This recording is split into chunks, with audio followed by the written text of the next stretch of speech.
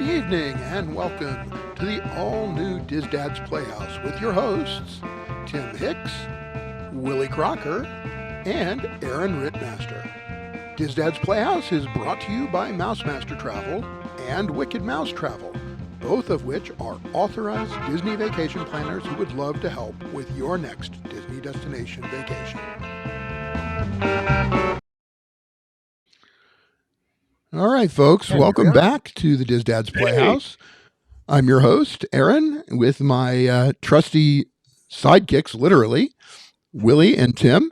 Hey there. Hey. Good to see everybody again. We had a brief hiatus there while Willie and I were off at the EarMarked Owners Summit, and Tim was off cavorting at clothing optional parties with his children. That's just so wrong. I'm just gonna Moving on. Let's go to our countdown segment. And for this week's countdown, we're going to be looking at the top 5 uses of Lightning Lane at Walt Disney World. So everybody ready? Got your lists locked and loaded? Locked and loaded. All right. And here's our countdown. And let's see. Let's put Willie on the spot first. So, Willie, take us through your top 5 and see what we can figure out as who's got a clue. So, top 5, starting at 5, I have Frozen Ever After over in Epcot. This ride does tend to create longer and longer lines each day, so it's a great use of the ride, and many kids love this ride. Number 4 is Peter Pan's Flight. It's also known as the 90-minute wait, 90-second ride, so you can enjoy that as much as you want. Number 3 is back at Magic Kingdom, Space Mountain. This ride seems to back up for a long time, and there's nothing better than walking straight on this ride, or at least not having to wait hours and hours sometimes. Number 2 is Slinky Dog Dash. I would have had this number 1, but I have a better individual Lightning Lane that I like better, and that is Flight of Passage over at Animal Kingdom. I do know that it is a purchase one, but it is still a great individual Lightning Lane. Tell me what you think.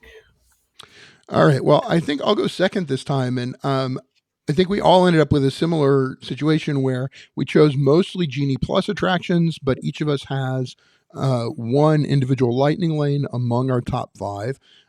I started at number 5 with Seven Dwarfs Mine Train. It was a close call there. That one also could have been Peter Pan's Flight. I think they're just about interchangeable in the Magic Kingdom when it comes to the importance of Genie Plus. I chose Seven Dwarfs Mine Train because, frankly, the nostalgia for Peter Pan's Flight has been waning for me lately, and that may be just me getting a little jaded with it, but Seven Dwarfs Mine Train is still a great first coaster experience, and so I think that grabbing that Genie Plus for it makes a big difference.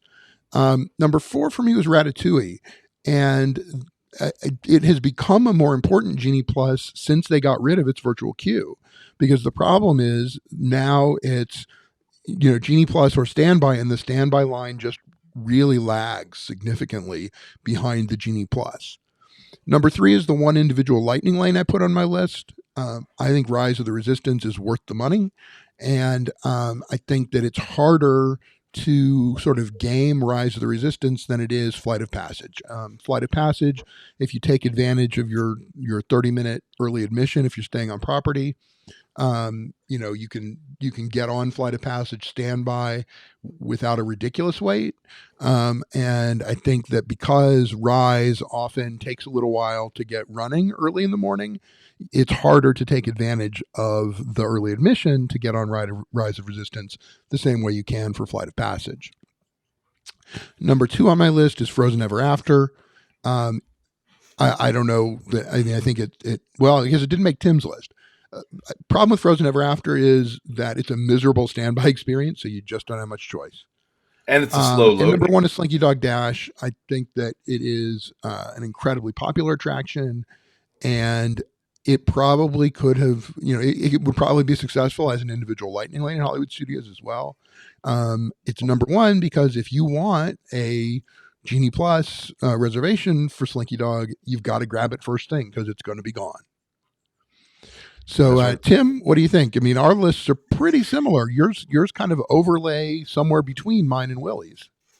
Yes, and I was looking at it from the standpoint of, is the ride worth it? And to me, Frozen Ever After is, unless you're there with little girls that are total Frozen geeks, to me, that ride is not worth spending the money for that. So my list starts at Big Thunder Mountain Railroad. And the reason for that is because not only can it get long, it's standing outside, just like Frozen Ever After is, but it's a more thrilling roller coaster.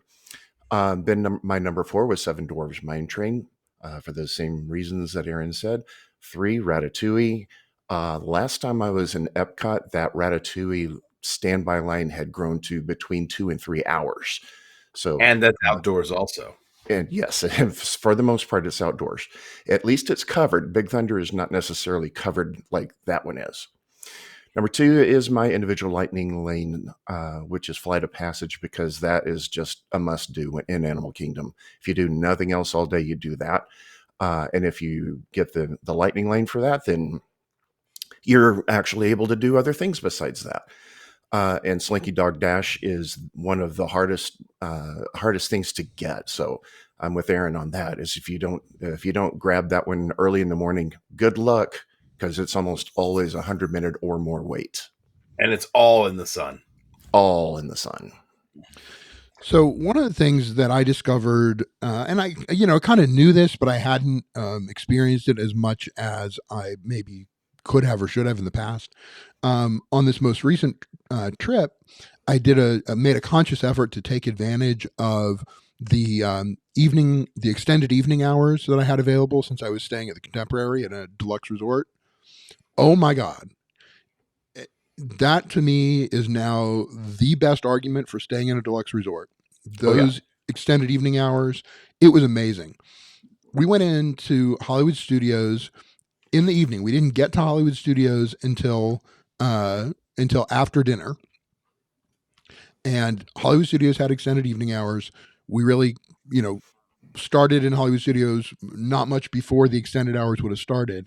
And we were able to experience all of Toy Story Land with the exception of the swirling saucers, which we didn't care about. But we got to do all the attractions in Toy Story Land, plus Rise of the Resistance and Millennium Falcon and Mickey and Minnie's Runaway Railway. So we did essentially everything that we wanted to do in the park with the exception of Sunset Boulevard and Star Tours, and got it done in, the 2.5 hours that we were there in the evening because it was extended evening hours. It was fantastic. It was like the parties you used to have to pay for kind of lines. Right. Yeah. They basically clear those parks out. So Rise of the Resistance I knew it was a benefit. I didn't realize just how much of a benefit until we did it this last time. It's totally worth it. That's why I chose to stay at Beach Club for Disdads. Yeah, there you go. The reason Rise did not make my list is because the 2 times that I've ridden it, the standby queue was far shorter than what the time said it was. It said it's 50 minutes. It was actually 30. So that's why it didn't make my list. But didn't make my list because it always breaks down. Right. Well, but see, to me, that's all the more reason, because the fact that it breaks down is what causes that standby line to stall out, because they, every time they restart, they have to give more and more priority to the people who paid to board. And so, I that's why I feel so strongly that it's worth the individual lightning lane. Just because, that standby, even, you can sometimes, they inflate it sometimes. There's no doubt about it. And if Rise has been running well for that day, then you'll get the benefit of the fact that they inflate the times. If it goes down 2 or 3 times that day, forget it. You never know. Forget about it. Yeah, that standby, even the posted wait, is going to be, half of what it really is. That's true.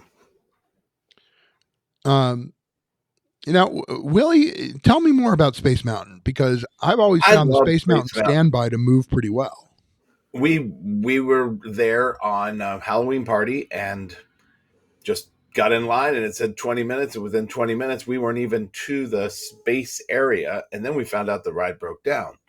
So I also hate Okay. that when you get in that line and you get right to where you think you're going to get on the ride, and they go behind that wall, and then you have to do all the zigzags, and that's just while you're watching the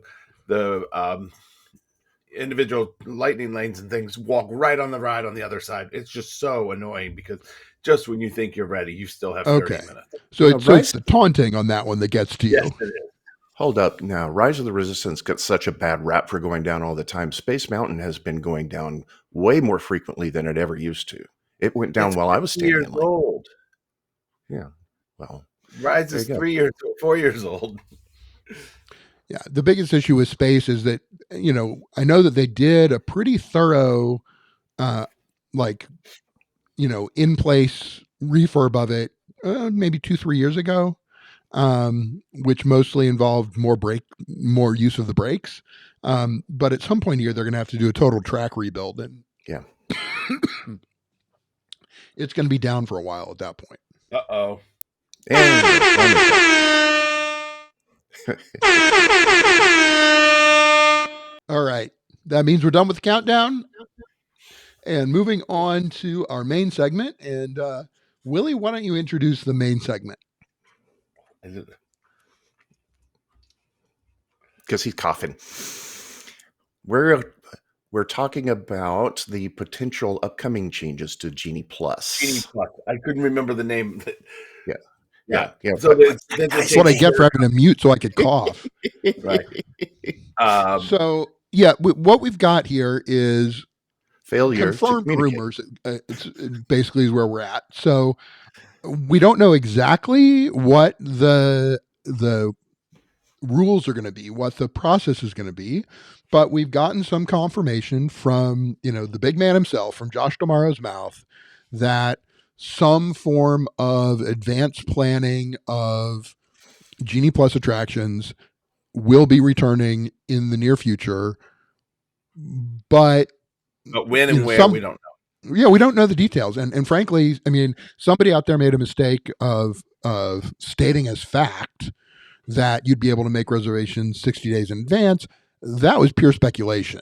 We were there for the same the same announcement that the other podcaster was there for.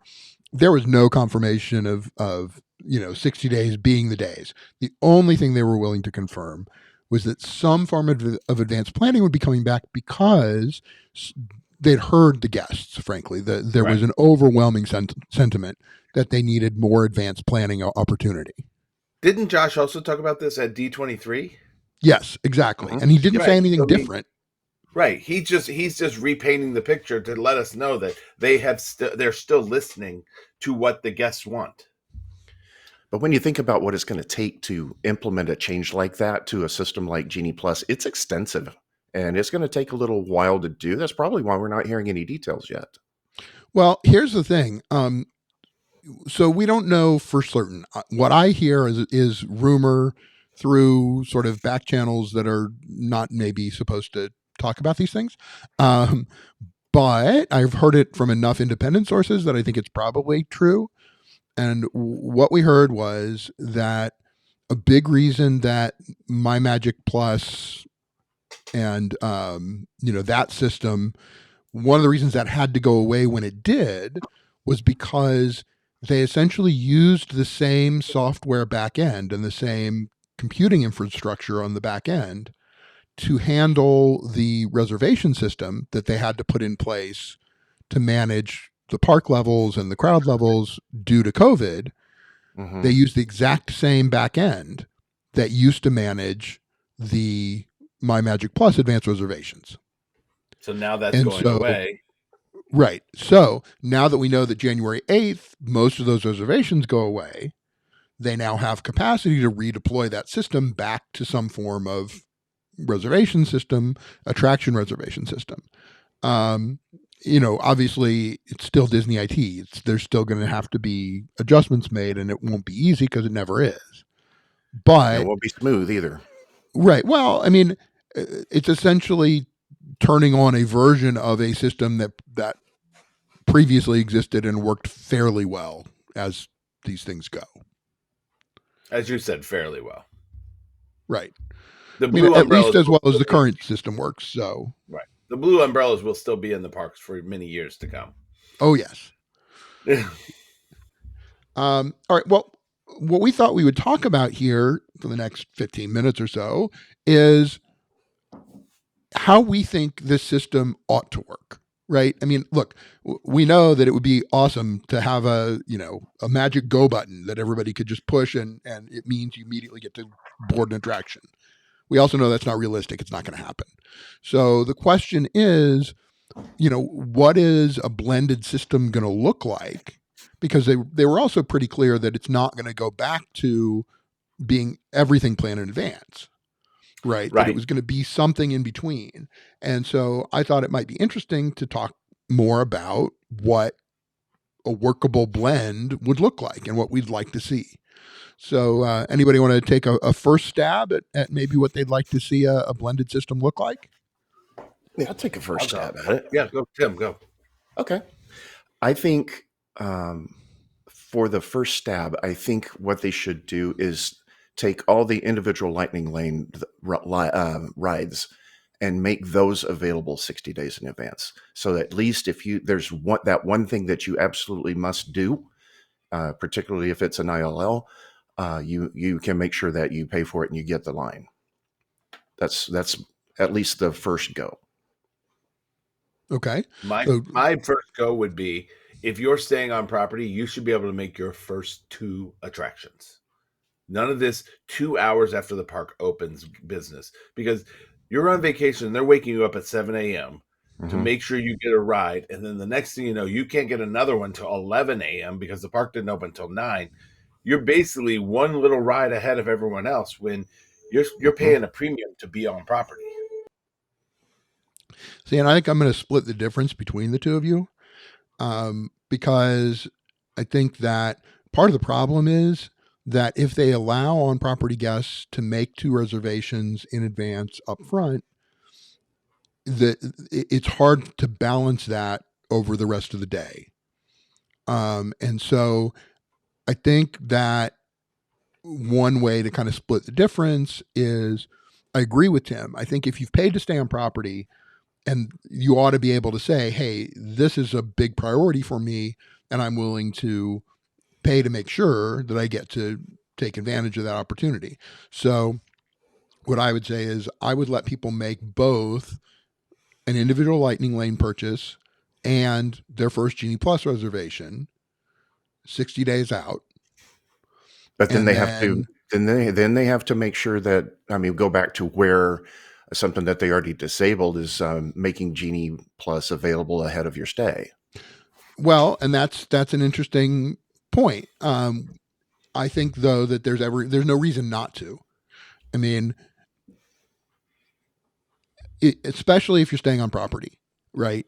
I can understand if you don't have a hotel reservation, then purchasing it, Genie Plus 60 days in advance as a part of your ticket purchase.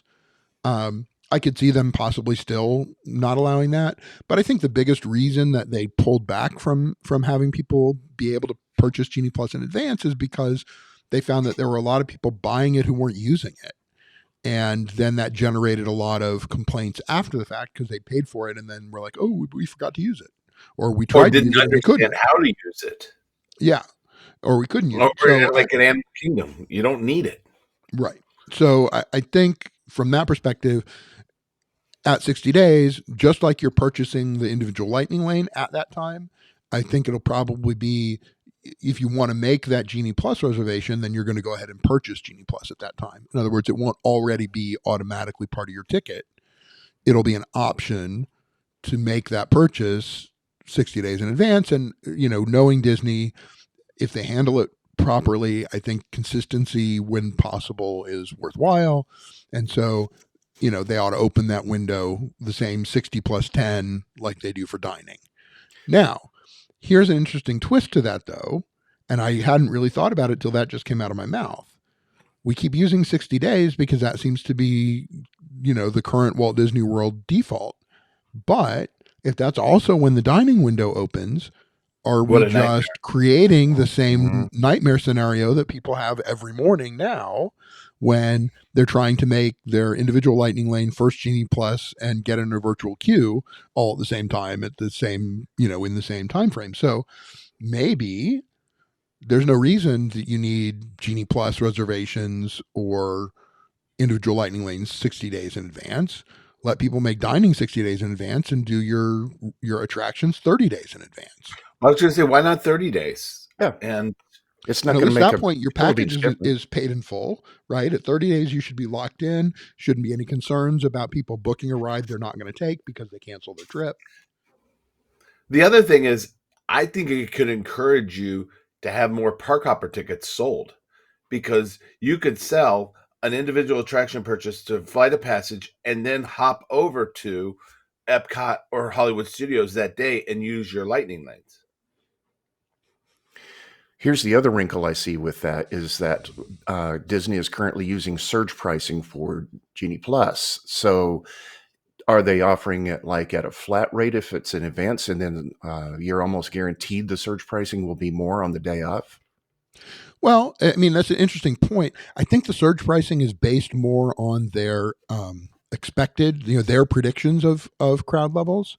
Mhm. So it's not so much that the price goes up as the time goes on, which you get more often from like the folks at Universal, right? The price of getting Express Pass added on after the fact at Universal goes up over time.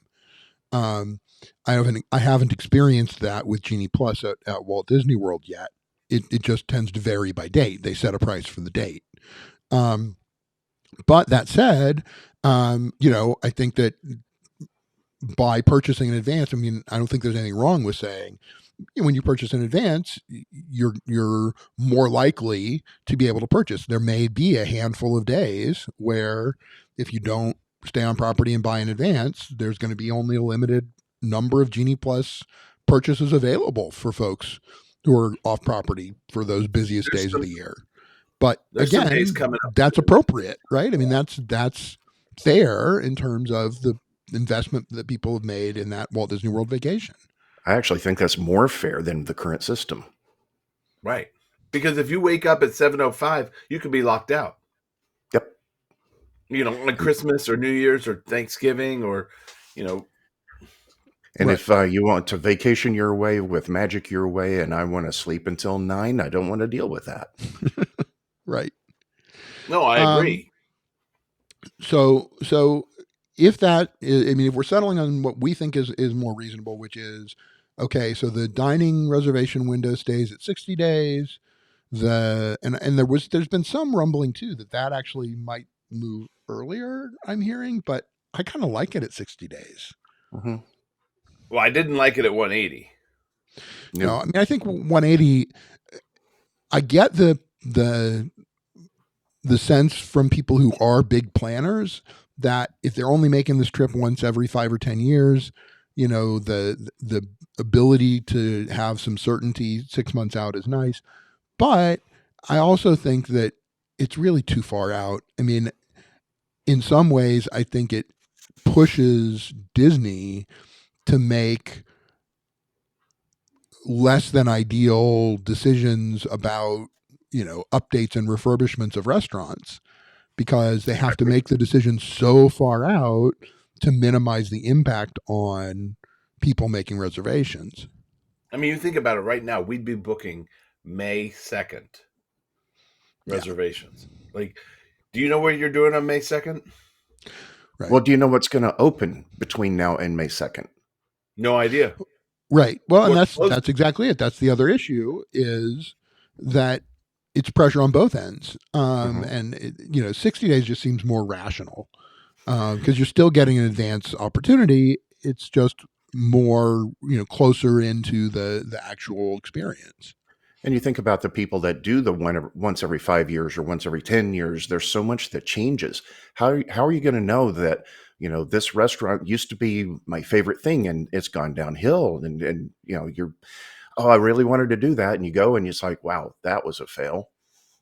Right. You gotta know Like in what's going 60 on. days, it's kind of like a normal, we're 30 days away from final payment. We're 60 days from when we're going to be there. And it's just nice to know, 60 days isn't that far away. Yeah. 180 is a long way away. Right. And I mean, let's look. I'll be honest. There are a handful of people. They're not a majority by any means, but there's a certain number of folks out there for whom a particular dining reservation is an absolute do or die for the trip. Those who are taking that trip once every 10 years, and they've got a 3-year-old kid who is super, super princess obsessed. You know what? Cinderella's Royal Table may make the difference between whether or not they take the trip, because they're only coming once in 10 years. And if they can't get CRT during their trip, then they're not going. Well, if their reservation window is at 60 days, they know whether they got it or not, and they can change, right? They can reschedule their trip if that's so important to them that they're willing to change those dates. Right. Like, that's their call. Yeah. I wouldn't recommend it, but Well, if that's what they decide is most important to them, at least they then have that flexibility and they can make that choice.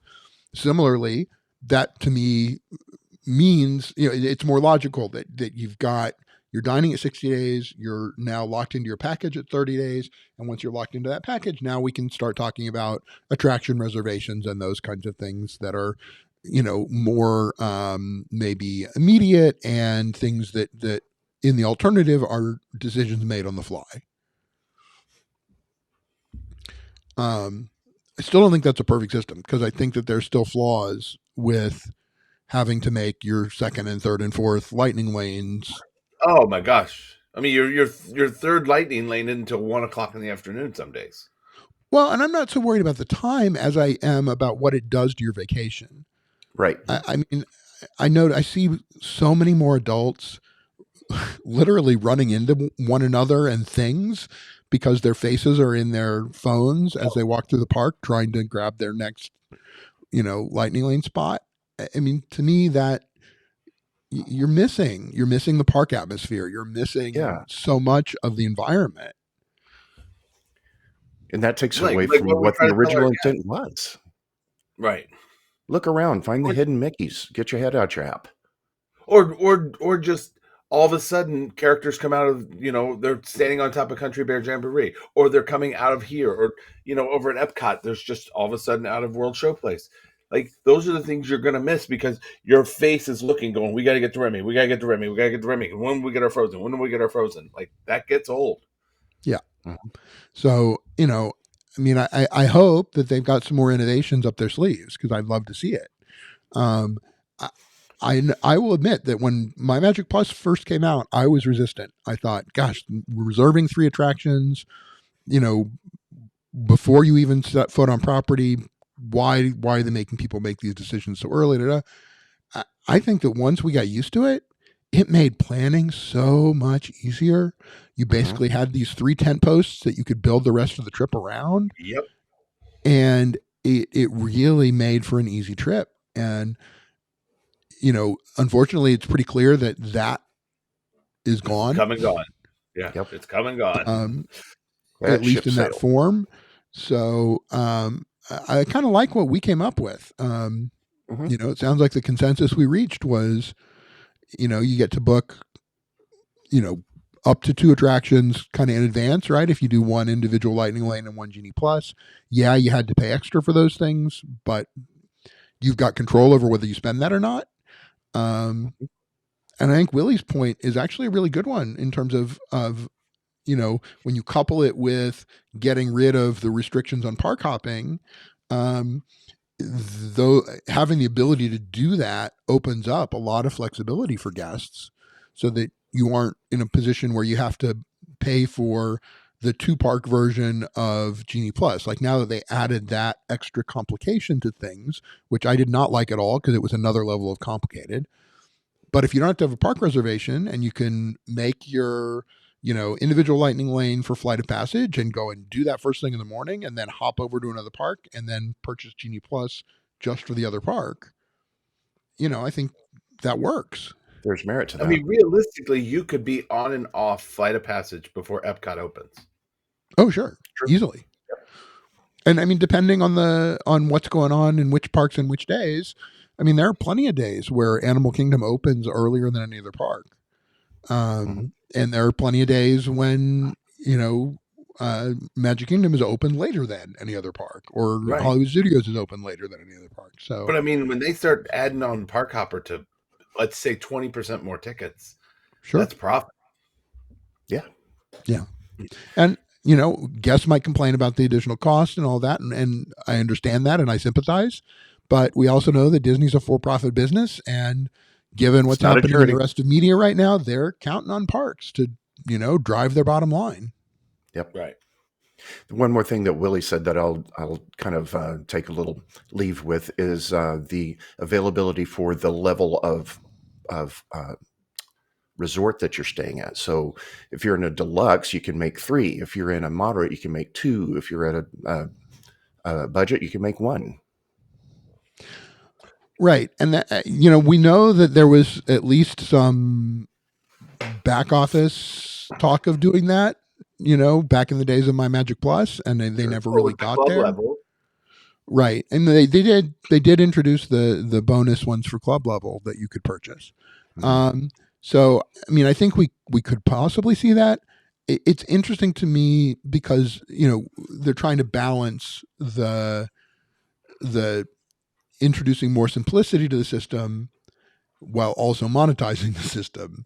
And that's been kind of the tricky part to manage, I think. Employ some AI.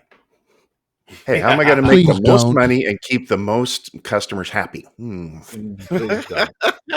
Please don't. Yeah. All right. Well, so y'all have heard our thoughts. We'd love to hear what you think about what you'd like to see in perhaps more advanced planning friendly use of Lightning Lane.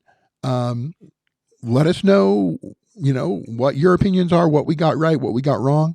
If you want to put Willie in his place, you can email him at Willie@wickedmousetravel.com. And if you want to tell Tim to, put some clothes on and make a different kind of decision, you can email him at tim.hicks@fantasticmemoriestravel.com. and if you want to tell me to lay off these guys and take it easy on them, I'm not going to listen. But you can email me at Aaron, AARON, at mousemastertravel.com. We've had a lot of fun chatting with y'all and look forward to your feedback. As always, the Dizdad's Playhouse is brought to you by Wicked Mouse Travel and Mouse Master Travel, both of which are authorized Disney vacation planners that would love to help your family experience the best of their Disney destination vacation. Until next time, I've been your host, Aaron Rittmaster, with my trusty co-hosts, Tim Hicks. We'll see you real soon. And Willie Crocker. Have a wicked wild day.